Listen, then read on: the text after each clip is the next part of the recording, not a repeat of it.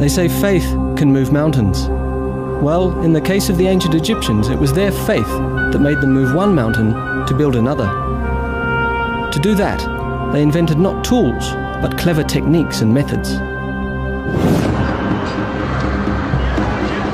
I flew to Egypt, looking for remnants of their ancient past, to uncover something new about the ancient legacy.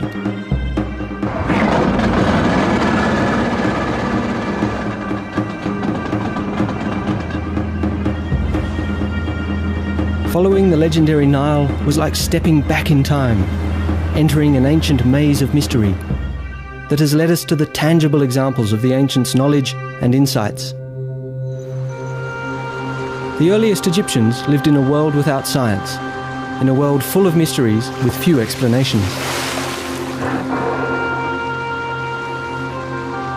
Their legacy began 7,000 years ago, when they sought to harness the Nile.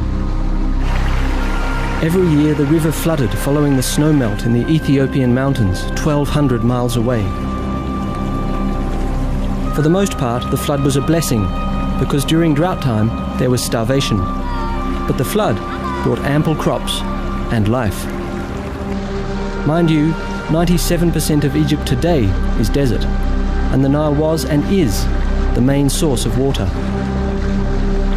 Thinking about their environment, the ancient Egyptians began to develop methods utilizing nature to their advantage. Mimicking the natural basins that retained water when the river receded, they built canals to direct the natural flow even to distant fields, where the Nile left behind nutrient-rich soil once the water evaporated. The Egyptians invented the world's first irrigation system, and the Nile became the key to their success. With a lot of time on their hands to think and wonder, the ancient Egyptians detected natural rules and cycles. The predominant force in their lives was the river.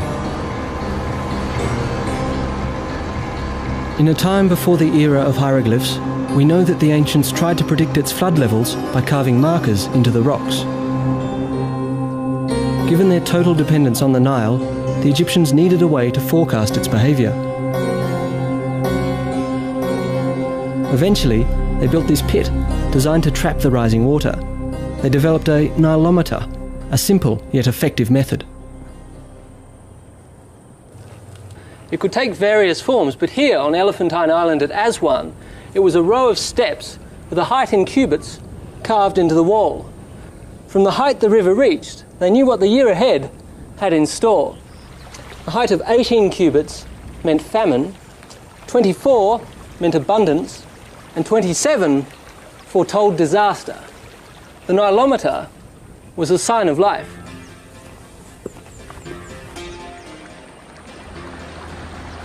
Following the cycles of nature, they formally divided their year into 3 seasons. First came the flooding season, then the outflowing season of sowing and harvest, and finally the inevitable drought that lasted until the life cycle of the Nile repeated itself. The ancients divided each season into 4 months, with the moon defining each month as a cycle of 29 to 30 days. From their Sumerian neighbours, the ancient Egyptians had already adopted a 360-day calendar. But the moon as a marker turned out not to be precise enough, at least not when it came to predicting the flood.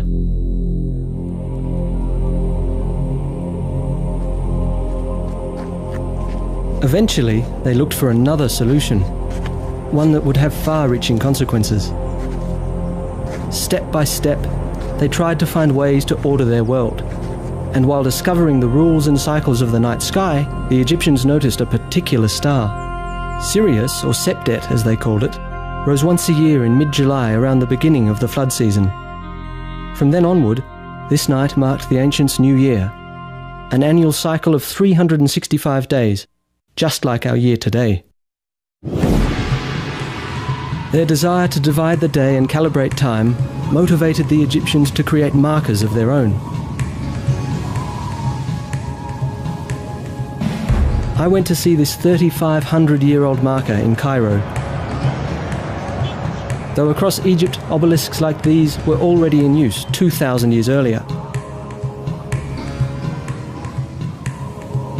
Like giant sundials, the ancients could tell from their shadow what time it was. But how do you know what time it is when no obelisk is nearby? By around 1500 BC, the Egyptians had invented a portable sundial. The principle was simple. They pointed an L-shaped scale bar toward the sun to create a shadow. For accuracy, a plumb bob helped keep the instrument level. If held horizontally and pointed directly at the sun, the shadow matched the width of the scale bar. And where the shadow falls tells you what time it is. You have, in other words, a clock. For the first time in history, the ancient Egyptians formally divided the day, even though not into hours but into 24 parts, just like we do today. As they gained more insights into nature's rules and cycles, there remained one mystery to unravel. The sun died in the evening, to be reborn the following day. The Nile flooded each year, its waters bringing life, but as the waters receded, there followed death. From this natural cycle, the ancients must have concluded there was more to life than met the eye. There were two sides to the coin. On this side, life, on the other, the afterlife. But there was a catch. Just as you needed a body for this life, so you needed a body for the afterlife, ideally your own and intact. And that would have a ripple effect. In the early days, the Egyptians buried their dead inside the earth, wrapped in linen beneath the shifting desert sand. But sandstorms would regularly devastate their gravesites and scatter the remains of the ancestors across the desert floor, destroying the bodies they so desperately needed, because without an intact body, they believed, there was no afterlife. So they began to find other methods and dug deeper into the desert rock, creating safer resting places, that is, for those who could afford them. Tomb construction followed a basic design. They dug a shaft with one or more chambers at the bottom. Once the deceased was placed inside, the shaft was sealed with sand or a heavy rock, and the entrance covered with mud bricks. This is one of the oldest mud brick tombs remaining. And while this is a large one, they took on individual sizes and shapes. Whether square or beehive, the covers expressed the Egyptians' idea of the primeval earth mound from which all life had once emerged, and from which the dead were resurrected. As longevity became an issue, they replaced mud brick. For regal burials, the ancients now used stones, still shaped like mud bricks, but they were more durable. With stone, the Egyptians built among the oldest superstructures in human history. These are mastabas, flat rectangular tombs, an Arabic term for stone bench.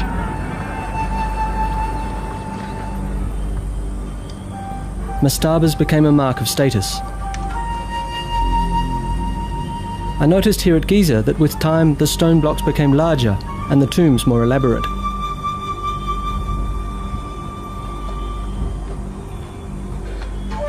This was a burial shaft. I could see that the ancient craftsmen were true masters. The high level of finish makes it hard to believe they're 5,000 years old. At the end of the shaft, a mastaba like this contained one or more burial chambers depending upon wealth. A rectangular superstructure above the burial shaft contained a corridor, a chapel, and another important feature, a serdab.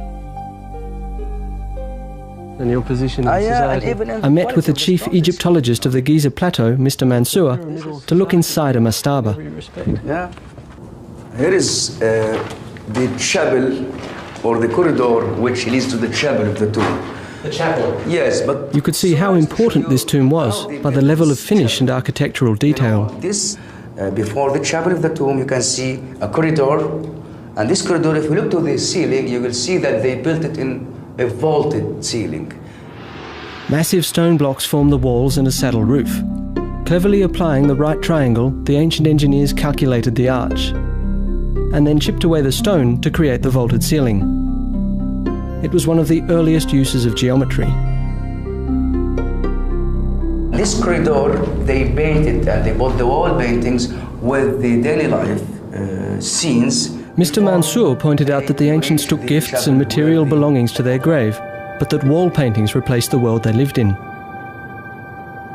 These images were as good as the real thing, depicting cherished activities like winemaking and details of their daily lives as farmers. Each picture a magical, eternal offering expressed in art. Now what about this hole in the wall? What's happening here? If you look here to this niche, small niche, it should contain a statue of the serdab was empty, but traditionally the statue that resided here offered the soul refuge in case the body was stolen. Now where is this afterlife? Here. The afterlife is here. This is the chapel, the most holy place inside the tomb. Can we have a look in? Yes, please. Now what would happen in the chapel? This is the most sacred place inside this tomb, or in any other tombs, which comprises the false door. The false door. All the chapel was built for this false door. Why is it called a false door? Well, a false door because I think the ancient Egyptians loved the images, and this is the image of a real door. Following the ancients' love of images, Mr. Mansour explained, the false door mimicked a real door through which the deceased could return to his life to visit with family and friends and receive their offerings. In an adjoining tomb, I found a powerful presence, the soul's doorway and its resident statue. Along with the soul, the Egyptians believed a person was comprised of the body, the personality, the immortality, and the name. Without an intact body, or at least a statue for the soul to inhabit, a person didn't have a shadow and therefore didn't exist.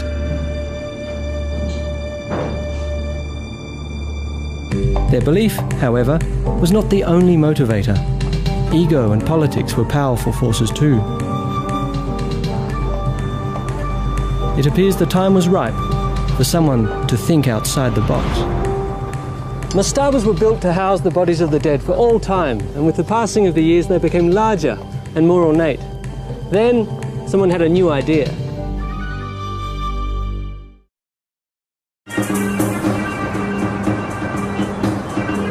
Modern Cairo today is home to 30% of Egypt's entire population. Like in ancient times, life still revolves around the Nile. And farming still remains a central part of it. The ancients used basic tools, yet they developed creative and intelligent methods, like the world's first irrigation system, to produce enough food to sustain an entire nation. But the Egyptians capitalized on yet another gift from the Nile, one that has left its permanent mark in world history: papyrus. The Egyptians invented one of the first portable recording mediums in the ancient world. To make a sheet of papyrus, they cut the inner pith of the stalk into strips. Then they'd soak them and arrange the pulp strips at right angles.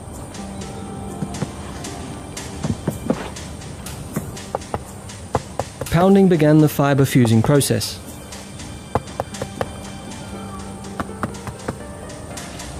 Heavy weights further fused the plant cells after forcing the air out, reducing the thickness by about 75%.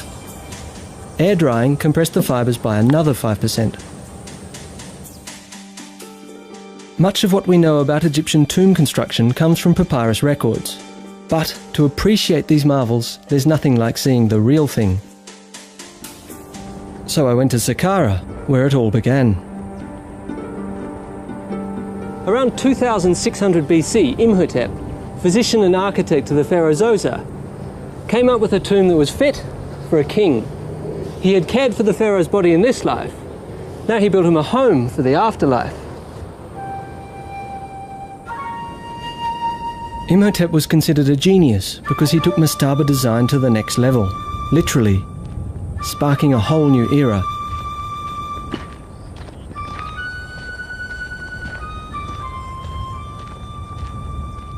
Imhotep started with a mastaba which he expanded on two sides and built from the ground up, a 4-step pyramid around it.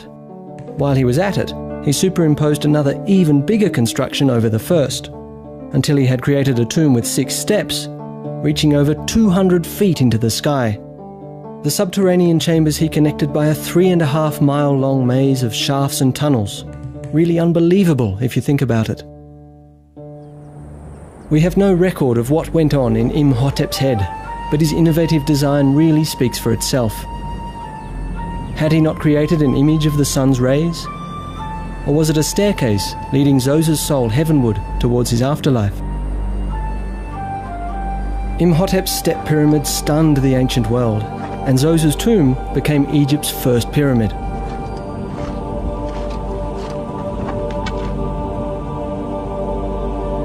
Trial and error, success and failure. Whatever learning curves Imhotep's successors underwent, we don't know. Fact is, he sparked a whole new trend. How many attempts failed, we'll never know. Half a century later, either King Huni or King Sneferu took pyramid design to new heights. Experts don't know which one was responsible.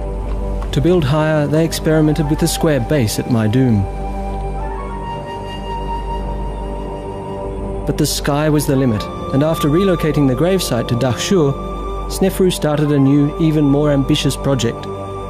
At first, it seemed to work. Except 1/3 into the construction, Sneferu's ambition was curbed by the slope. One theory is that the tremendous static weight may have caused cracks on the interior walls. So they lowered the angle, earning his project the name Bent Pyramid. Experts believe it was because of this imperfection that Sneferu ordered a new pyramid. Talk about ambition and determination. For the Red Pyramid, they copied the square base and the new angle of the Bent Pyramid for overall better proportions. It may look like trial and error, but over time they learned to carefully calculate their constructions. The Rhind Papyrus dates from 1650 BC. While it's a copy from an earlier document, it may still be older because the era of pyramid construction had ended around 150 years earlier. It's a 15-foot-long scroll. This part shows that the ancients came up with a formula to calculate the perfect proportions of a pyramid, and that they had a basic understanding of the principles underlying the Pythagorean theorem 1,000 years before Pythagoras was even born. What Sneferu had created was the first true pyramid. 4 equal triangles on a square base. Now I wanted to see how they had solved the weight issues of the interior.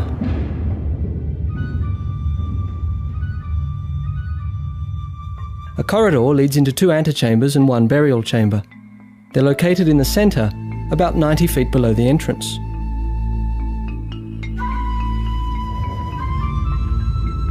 Given the size and weight of these blocks, the precision with which the Egyptians set them is really impressive.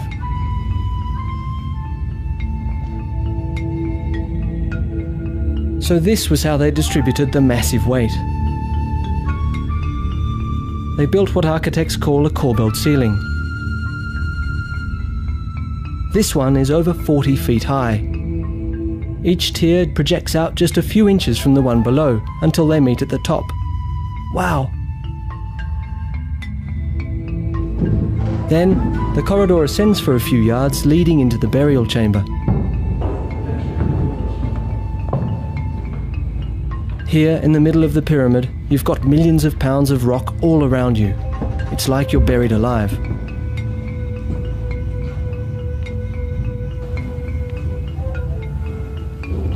The robbers have long since cleaned this place out, but the air in here smells like it hasn't changed in thousands of years. No fresh air gets in through this narrow passage, although the ceiling is 50 feet high. Stuffy doesn't come close. It's well over 90 degrees and the bats in here lace the air with a strong smell of ammonia. Phew. I can't tell you how good it feels to be out in the open air again.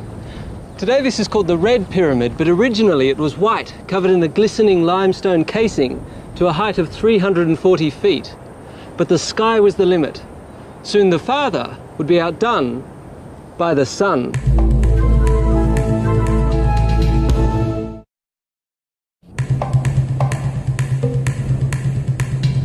You may know the expressions, if you can dream it, you can do it, and that only the sky is the limit. When I visited the ancient sites of Egypt, I saw just how true these aphorisms were a long, long time ago.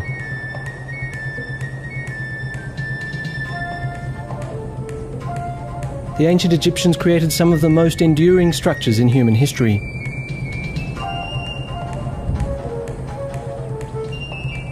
Especially once they mastered the 6 major construction aspects that are consistent for all 80 or so pyramids they built. The first principle is the square base.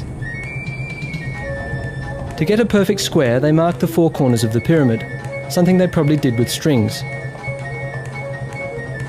Precision is important, because if the sides aren't exactly even, you'll run into problems higher up. In a second phase, they built a rough, stepped core, like here at Giza outside Cairo, where it's possible to see the various layers. Much of what remains today is this core. This one is the biggest pyramid of them all. It is the tomb of Pharaoh Cheops, who ruled Egypt in the middle of the 25th century BC. Rising almost 500 feet above the desert floor, this was the tallest building in the world for nearly 5,000 years. Nobody knows exactly what their techniques were, because over time the traces of their construction methods have been erased, eternally sparking new theories. The third feature is the location and orientation of the pyramid. Since King Sneferu, all pyramids now faced east-west, equating the life and death of the king to the rising and setting sun. Orienting the pyramid in the right direction seems to have been no problem for the ancients, because the mean error on most pyramids is less than 1 degree. Selecting the location also included the aspect of sufficient construction material. For the foundation and the inner core, they used as many limestone blocks as possible from the immediate site.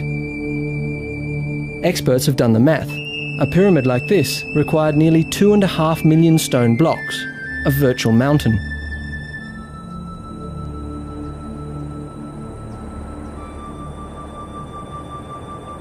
Here in the pyramid quarry, you can still see where they cut the core blocks out of the bedrock.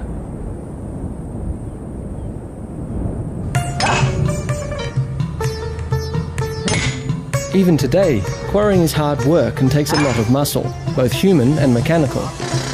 The comparison between our modern equipment and their techniques makes their accomplishments appear even more amazing.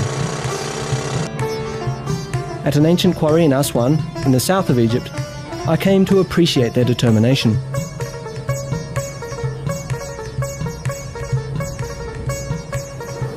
This is a block of dolerite, and believe it or not, it was all the Egyptians needed to quarry huge blocks of granite.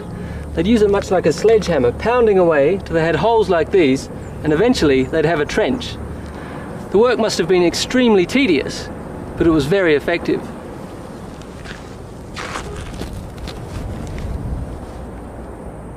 It's just a question of doing the work and other people hauling the blocks away to the pyramid site. I met with Dennis Stocks, an expert and author of a book on stoneworking technology in ancient Egypt. It's a question of a grid pattern to isolate blocks ready to extract them to put into the pyramid. He explained how they moved these blocks to build the pyramid core. Given the different sizes, they probably used various methods. In some cases, they probably dragged the blocks, while in others, they used sleds and wooden rollers. With simple wood levers, they most likely set the larger blocks in place.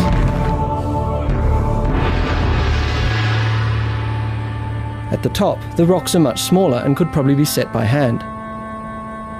In the fourth phase of construction, they filled in smaller stones to shape the actual pyramid. The trick was not so much the perfect shape of each block, but the overall height of each course, which had to be absolutely even and level. As you can see, the pyramids are built out of stones of all different shapes and sizes. Some as large as a truck, others the size of a fridge, all fitted exactly together. But as if that wasn't hard enough, the builders had to maintain a constant angle from one course of stones to the next. Only that way could they give the facade the smoothness of a piece of glass and maintain the angles with a razor-sharp precision.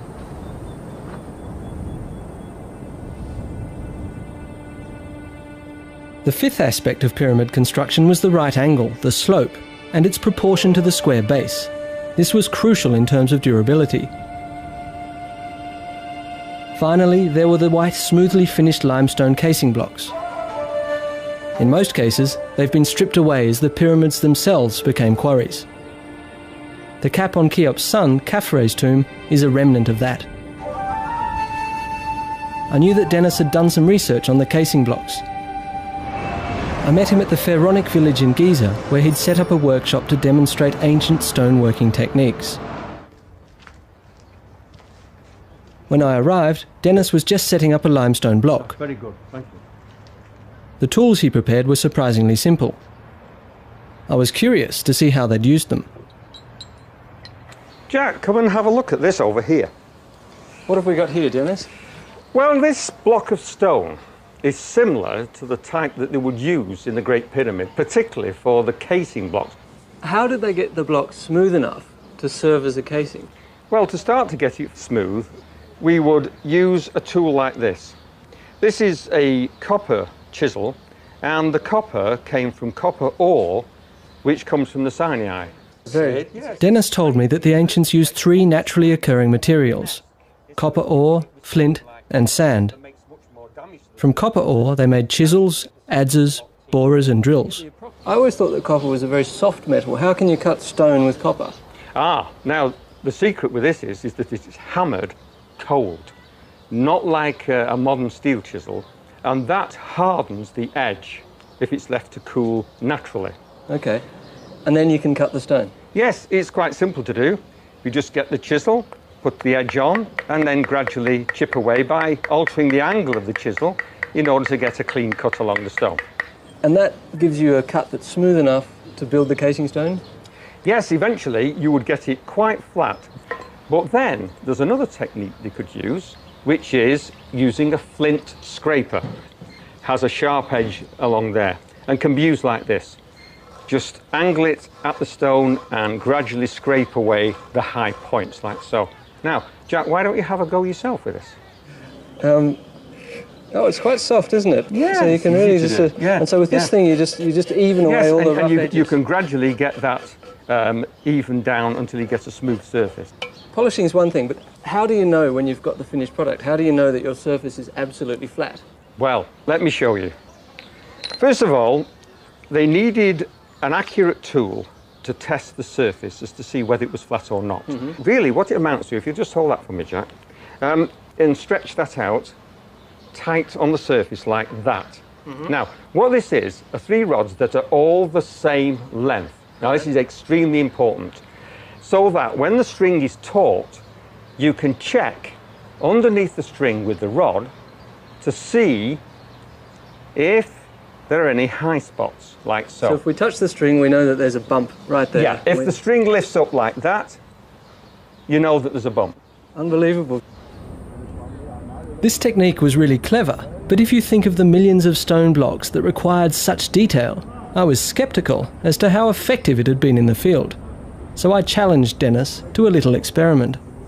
If we walk along this way, you'll see that blocks are in a line and they seem pretty level with each other.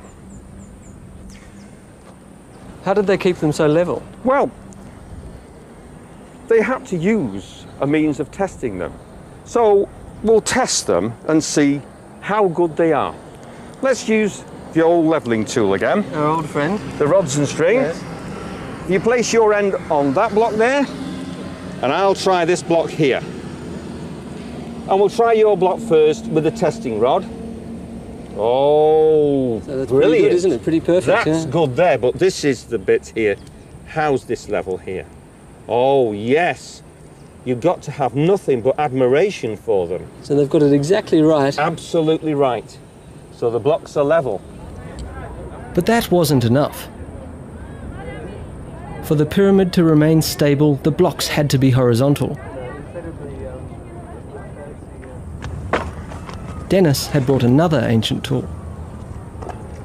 Now, we can use this A-frame to check whether the block is truly horizontal. Horizontal, like a surface of water. Yeah, in fact, we can use the surface of water to check that the frame is accurate. And we do this by marking a line behind the hanging plumb line. So if your measurement is flat, then this will always hang absolutely vertically. And then you know the rock is horizontal. Yes. So how is that now? It's bang on. It's absolutely right in the middle. It's very good. Very good. But that's one thing. I mean, if you know the block is horizontal, that's fine. But surely you also need to know whether the sides are vertical. Yeah, that's right, Jack. But they had another tool for this purpose. And there was only one place to test it. Now, this is one of the casing blocks that once covered the entire pyramid. That's right, Jack. Because this casing block has to fit to its neighbour, the vertical face has to be truly vertical, and they could test it with this particular tool, which is called an F-frame. And by the way, this is the only place on the plateau that we can test whether a casing block surface is truly vertical. This is a simple tool. So long as this distance is equal to this distance and the plumb line is touching both the ends, then we can say that the surface is truly vertical. So how's it doing, Jack? It's doing pretty well. Then we can show that the surface is vertical. Pretty simple, huh? Well, they've got it right again, Jack. But who were they? The ancient Egyptians were foremost farmers. Yet the pharaohs were able to assemble a massive workforce. Until now, it was believed that the source of that manpower was slavery. But new evidence suggests otherwise. The pyramids were not built on the backs of slaves, but rather on devotion and commitment.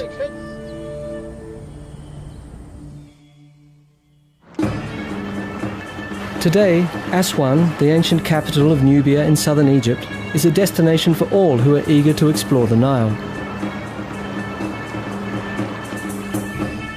In ancient times, Aswan was first and foremost the source of special stones for a special purpose inside the tombs.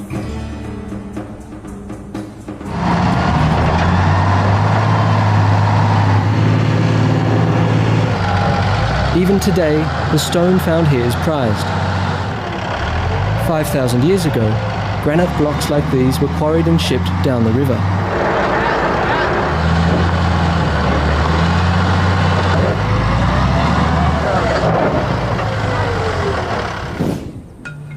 While the quarry gangs toiled away, moving one mountain to build another, other crews worked here at the Pyramid Harbour. It was called a harbour because it was, believe it or not, full of water, connected by canal to the Nile. It was a scene of heaving activity, like a modern container port. For it was here that all the fine stones arrived by boat. Here the stones were unloaded and then hauled up the hill to the pyramids.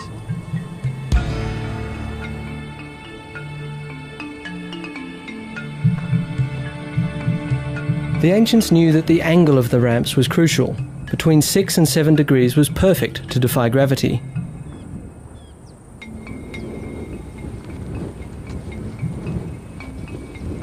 From the harbour, the stones were loaded onto sleds, which were then hauled up the hill, lubricated with powdered lime and water, reducing the friction by 90%.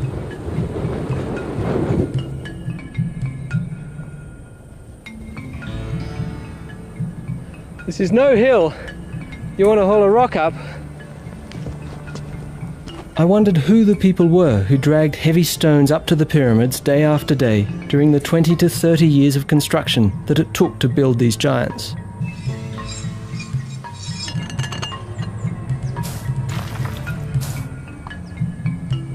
So I went to the foot of the Giza Plateau, where a graveyard is being excavated. It is the resting place of those who worked on the pyramids nearby. The graves provide a glimpse of the workers' lifestyle and hint at the social and economic importance pyramid construction held for the entire nation. Dr. Hawass, what do the tombs tell us? This is the first time actually that we know about the life of the workmen who built the pyramids. Before that, we know a lot about nobles and officials and kings and queens, but nothing about the common people who represent 80% of the nation in that time. And Dr. Zahi Hawass, Secretary General of Antiquities, met with me to share the latest discoveries. How was it that the Egyptians managed to get so many people working on such a colossal enterprise? Was this a system of forced labour, of coercion, or was it more a system of cooperation? You have to understand one important thing, that the pyramid was the national project of the whole nation, the whole country. The 1,600,000, who actually was the number of population in Egypt in that time, dedicated their life to build that pyramid because it is for the king, who is actually the god. So it's certainly not an army of forced slaves. No, we believe that the number of the workmen was only 10,000 workmen. Maybe 1/3 was actually a permanent workman who worked for the king permanently. And the rest will be workmen, young people who came through the support of the households in the Delta and in Upper Egypt. Contrary to what has been assumed, evidence emerges that the basic workforce, the muscle power in the construction of the pyramids, were not slaves, but devoted farmers. Every family had to send their share. You know, like today, if you go to any village in Upper Egypt or Lower Egypt, they do like the time of building the pyramid. If you try to build your house, you'll find that every day, every family in the village will bring you food. Building the pyramid was the same like this. What about the Nile and the annual flooding that occurred? Did that affect the work on the pyramids? It does, but it helped in working the pyramid, because when the flood completely covered Egypt, there is no work for anyone. What you've described here is really a small city. 10,000 people is a lot of people. How did they organize that? A crew consists of 2,000 workmen. And they divide the crew to 2 gangs. Each gang consists of 1,000 workmen. Each gang had a name, like Friends of Khufu, Menkaura is drunk. Each group had an overseer. Then the whole 10,000 were organized by groups, by gangs, by small groups. Then this whole organization could be very easy. They had a big area, like a canteen, or for feeding all the workmen. You have all storage facilities to store all their equipment, the tools, because each workman cannot own a tool. The tools were owned by the government. They have people who take care of their clothes. They have people who take care of their food. They have people who really prepare everything for them. Like a pyramid? Yeah. Why do we wonder all the time about building the pyramid? The administration of building the pyramid is more genius to anyone than really building the pyramid itself. And this is why the pyramids built Egypt. Because building this pyramid made them to know about art, technology, and science.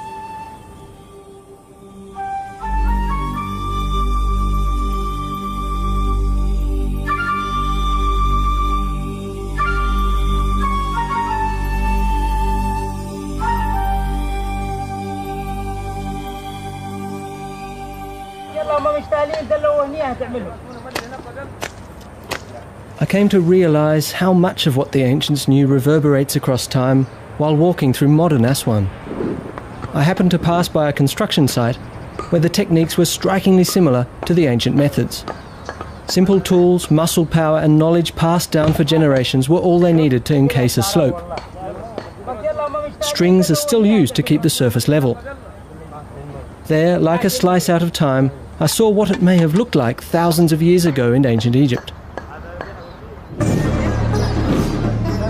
The Egyptian faith in an afterlife spurred not only science and technology, but commerce.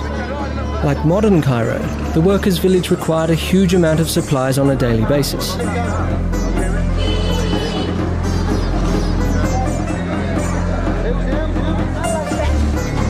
Many sought to fill those needs.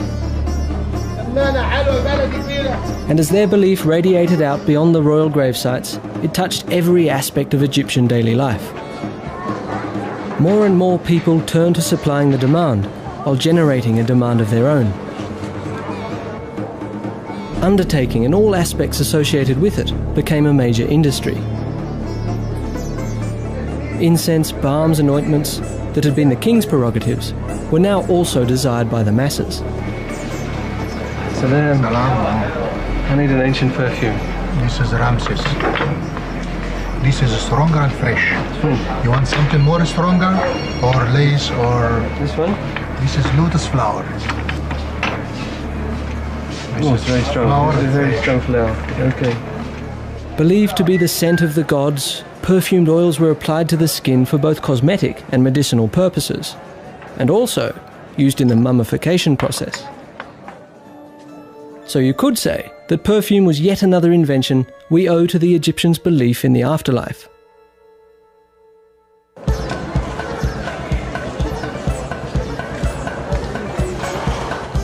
They also created one of the world's most enduring fascinations. In the Cairo Museum, I saw some of the stunning results of the ancient undertakers' art and science. Though they are shocking in their stark reality, the mummies provide an invaluable record of the beliefs, the science, and the lives of the ancient Egyptians. 6 feet tall, 90 years old, the father of 100 children during a reign of 70 years, the legendary Ramses II surpassed all Egyptian rulers. The mummification process during Queen Nedjemet's time included the tucking of natron, a naturally occurring salt, in packages under the skin and into the body's hollows. When she was found and transferred up the Nile to Cairo, the natron that had once dehydrated her body absorbed the moisture on the river, causing her dried skin to burst. King Seqenen-Ra's mummy tells of a violent world which he left following a head wound sustained in battle. Amenhotep I, his grandson, is resting in a shroud adorned with flower garlands. Just like today, flowers were a token of love. The mummies tell us that the Egyptians set broken bones, performed amputations and suffered, like many of us, from arthritis. These silent messengers bear witness to a mastery of technology and an astonishing depth of knowledge.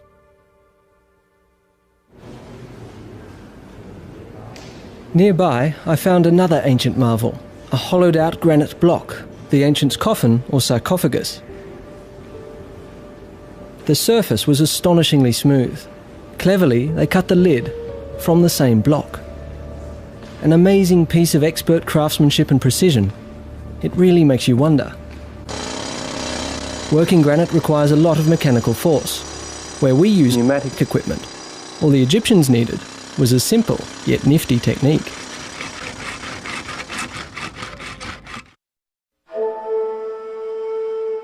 The barren environment of the desert inspired the ancient Egyptians to create colourful images, be it for this life or the afterlife. In their world, flowers took on a special meaning. Records from 2200 BC show that it was in ancient Egypt where the first ornamental gardens were created, more than 1500 years before the fabled Hanging Gardens of Babylon. Solely a prerogative of royalty, some say the ancient gardens were an expression of the god king's might, so powerful he could grow flowers where nature did not. But the ancients saw more in them. They were an image of rebirth and regeneration, tokens of love and worship for the passage from this life to the afterlife. Placed with the mummies inside their coffins, flowers were believed to protect them for an eternity, and granite, so they believed, provided the ultimate insurance. On the Mohs scale of 1 to 10, granite is a 7, making it at least as hard as steel. Just how they were able to hollow out a piece of rock this hard was a question for ancient technology expert Dennis Stocks. You know, one of the most difficult things that the Egyptians had to do, a very mystifying process, is how did they drill the holes in solid rock? Anyway, this is the way that they did it. First of all, they had a copper tube which had a shaft of wood driven part way into it so that there's a space in the tube underneath. Then they could get the tube in position, and the cutting agent is just common desert sand. So that's, you're just pouring sand in there so that the copper has a sharp edge to cut. Yes. Now, we've got a long bow here with a rope on which has been given a double turn around the shaft. Now, there's only one component to put in place. Can we put the top capstone on? Now, this is just to put in position for the shaft to rotate in while the bottom rotates in the hole. So if you'd like to take hold of this... So this is what holds the drill in place, hold that, yeah? and Like don't that? put any pressure on. And while the two operators turn the drill, the sand is now steadily and slowly but surely cutting its way right through the stone. And the only limiting factor is our strength and the length of the copper tube. Right. So it's a very good technique, and of course it's very, very economical. Why? Because you're only drilling the circumference of the tube out. The core can be knocked out later and you're left with a hole. Super technology, really is.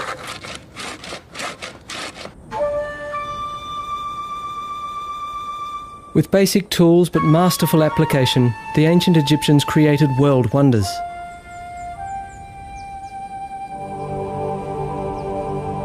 And while their knowledge and experience grew, the craftsmanship of the pyramids went downhill.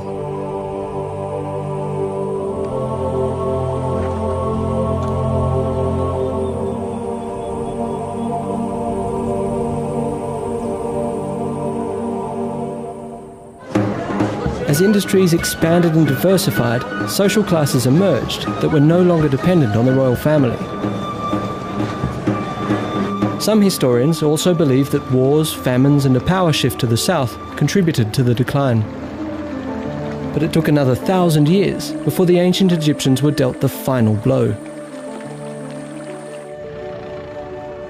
A new faith arose, and while it also acknowledged the concept of a life after death, it argued that you didn't need a body to enjoy it.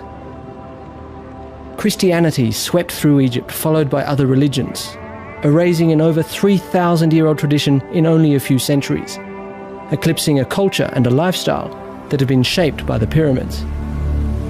In their quest for an eternal life, they leave behind a legacy of basic geometry, rudimentary science, and seminal technologies, preparing the ground for intellectual growth elsewhere. When we think of the great intellectually and scientifically advanced cultures of the ancient Western world, we tend to concentrate on Greece and Rome. But both cultures achieved their greatness thanks in part to what the ancient Egyptians knew. Their knowledge did not remain trapped in these desert sands, but spilled out into the wider world, beyond the shores of the Nile, from where it eventually reached us, reminding us, in light of our own achievements in technology and science, that we stand in awe on the shoulders of giants known as the Egyptians.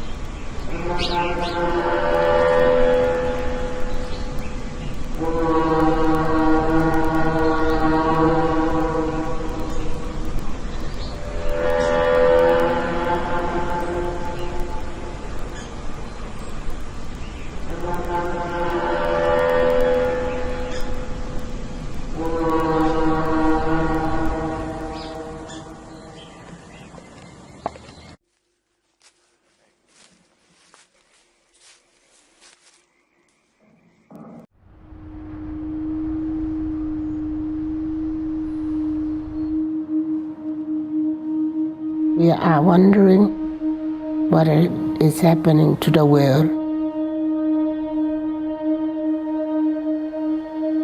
Everything is changing.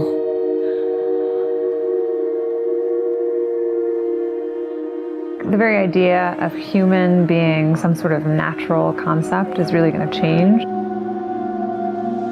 Our bodies will be so high-tech, we won't be able to really distinguish between what's natural and what's artificial. Inside our own heads is the most complex arrangement of matter in the known universe. You might ask yourself, can we get to be superhumans?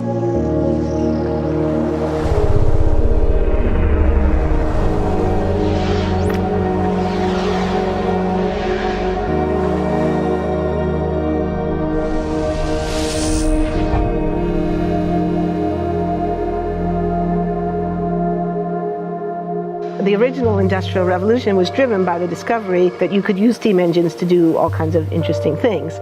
But that was followed by additional revolutions for electricity and computers and communications technology. We're now in the early stages of the fourth Industrial Revolution, which is bringing together digital, physical, and biological systems. One of the features of this fourth Industrial Revolution is that it doesn't change what we are doing, but it changes us. With the ability to visualize brain activity, for example, through a simple consumer-based EEG device, it gives us access to ourselves in ways that we've never before thought possible. It unlocks the black box that is the brain and enables us to really, truly be able to realize an identity that is aspirational. There's now a scientific foundation for the effects of mindfulness on the brain, on the genome, on biological aging. And when the human mind does know itself, then you get the potential for a new renaissance that restructures itself in terms of our relationship to life, our relationship to the planet, our relationship to work. We need a different economic model. And by that I don't mean capitalism versus communism. What I'm talking about is a shift in the system along the lines of the two big changes that happened in the 20th century, Keynesianism, with a much greater focus on health and education and the role of government working with business, and then a reaction against that in late century to neoliberalism, where the focus was on free markets, freedom of the individual, and getting governments out of the way. We need a shift to a new system that will allow us to meet the basic needs of every human on the planet, that will live within planetary means, that will be fairer, and that will be focused as its key goal, not on growth per se, but on maximizing human well-being. And history tells us that a values shift is triggered by creation of a new story about how we want to live. I see the circular economy as something which fits very closely with mankind's goal to be innovative and creative and to always progress. We can use asset tracking, we can use IT, we can use 3D printing to enable this different economic model to recover materials, feed them back into the economy, and really to decouple growth from the resource constraints we have. The reason we live in cities is not different today than it was 10,000 years ago. Even if we have got networks connecting us, we still want to have places where we meet in person. So this means the place where we work and the place where we live are much closer to each other, a city where we don't need to have big supply chains in order to produce things, where many things can be sourced locally thanks to 3D printing and robotics. So if we're able to do something to transform cities, to make them more efficient, then the impact can be huge. Think about the prospect of getting rid of plastics. We must not only be inspired or informed by nature, but actually use natural organisms with which to design products and building parts. Only instead of varying material properties, we're varying biological functionality. Design is critical today because it's the first signal of human intention. So the question of adding quality to quantity, it isn't a matter of simply circulating things that are potentially toxic. It's circulating things that are safe and healthy for all generations. So the goal is no longer, I want to be less bad, less monotonous, less unsafe, less unjust. It's really about a diverse, safe, healthy, and just world with clean air, clean water, clean soil.